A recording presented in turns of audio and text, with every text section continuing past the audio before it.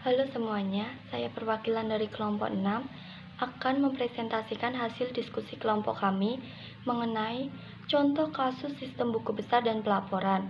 Kelompok 6 beranggotakan William David Hanjaya NIM 19127, Al Noris Raili Firanti NIM 19143, Yasinta Revianti NIM 19148, dan Safira Eka Margareta NIM 19165. Contoh kasus sistem buku besar dan pelaporan. Perusahaan layanan jasa boga pesawat udara studi kasus di PT Jasapura Angkasa Boga. PT Jasapura Angkasa Boga merupakan suatu perusahaan yang menangani pelayanan kebutuhan-kebutuhan dalam usaha jasa penerbangan komersial.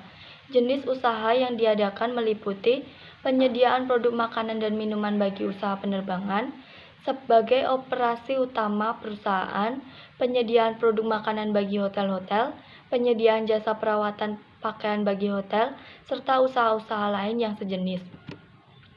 PT Jasapura Angkasa Boga telah memiliki beberapa modul aplikasi untuk membantu pencatatan transaksi-transaksi perusahaan. Tetapi dalam implementasinya, modul-modul tersebut belum terintegrasi secara menyeluruh, serta masih memiliki beberapa kelemahan, baik yang terkait dengan kebenaran informasi yang disampaikan ataupun yang menyangkut kinerja sistem secara umum. Struktur tabel-tabel penyimpanan data transaksi yang digunakan masih memungkinkan terjadinya redundansi data, sehingga dalam penerapannya sangat tidak efisien. PT Jasapura Angkasa Boga telah didukung oleh suatu sistem informasi yang terkomputerisasi dengan didukung oleh beberapa aplikasi sistem informasi. Tapi dalam penggunaannya, ternyata sistem aplikasi yang dipakai memiliki beberapa kelemahan. Kelemahan yang pertama adalah terdapatnya kesalahan-kesalahan penyajian data pada laporan yang dihasilkan. Kelemahan ini meliputi kesalahan penyajian neraca, laporan laba rugi, serta neraca saldo. Kesalahan-kesalahan tersebut berupa kesalahan proses yang terjadi pada aplikasi yang mengakibatkan laporan yang dihasilkan tidak sesuai dengan laporan yang diinginkan.